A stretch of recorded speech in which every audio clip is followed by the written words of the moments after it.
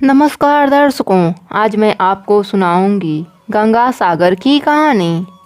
हिंदुओं में एक कहावत मशहूर है, सारे तीर्थ बार बार, गंगा सागर एक बार, जिससे यह साबित होता है कि गंगा सागर का महत्व तीर्थ स्थलों में सबसे अधिक है।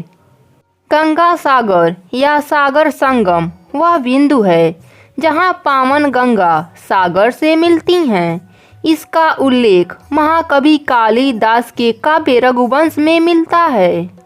एक बार देवताओं के राजा इंद्रदेव ने एक बार महाराजा सागर द्वारा छोड़े गए अश्वमेघ यज्ञ के घोड़े को कपिल मुनि के आश्रम के पास बांध दिया।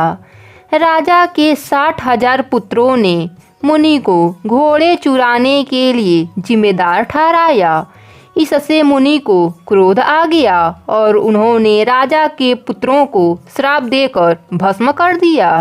बाद में वह इस बात के लिए राजी हुए कि राजा के वंश यदि पावन गंगा को यहाँ तक ले आए तो राजकुमारों को मोक्ष की प्राप्ति हो जाएगी।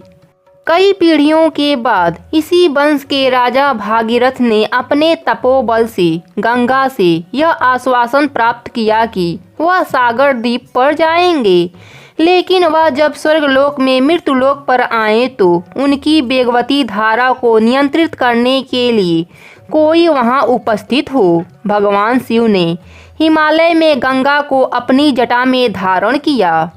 भागीरथी जब गंगा को बंगाल का रास्ता दिखा रहे थे, उस समय गंगा जोहन मुनि के आश्रम के ऊपर से बह रही थी। तभी मुनि ने गंगा को पी लिया। तब भागीरथी ने गंगा को निकालने का निवेदन किया। तब वह मुनि अपने जंघों से गंगा को निकाल दिया। इसलिए बंगाल में गंगा को जानवी भी कहते हैं। सागर द्वीप में केवल थोड़े से साधु रहते हैं। यह द्वीप लगभग 150 वर्ग मील लंबा है। जहां गंगा सागर का मेला लगता है, वहां से 2 किलोमीटर उत्तर बामनखल नामक स्थान में एक प्राचीन मंदिर है। उसके पास चंदन पीढ़ी वन में एक जीर्ण मंदिर है और गुड़गुड़ी नदी के तट पर विशालक्षी का मंदिर है।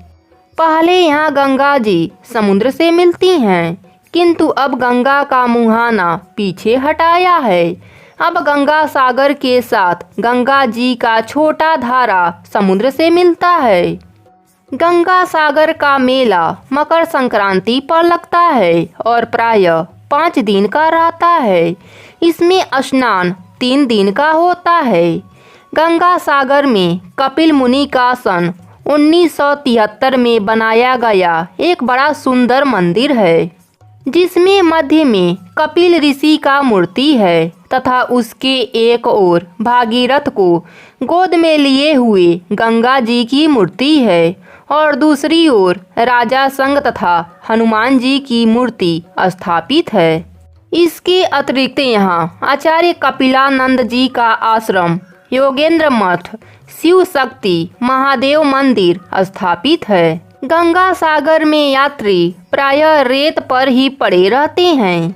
संक्रांति के दिन समुद्र से प्रार्थना की जाती है और प्रसाद चढ़ाया जाता है तथा समुद्र स्नान किया जाता है।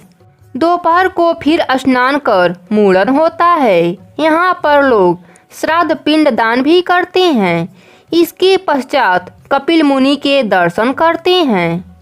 3 दिन समुद्र स्नान तथा दर्शन किया जाता है। इसके बाद लोग अपने घर लौटने लगते हैं।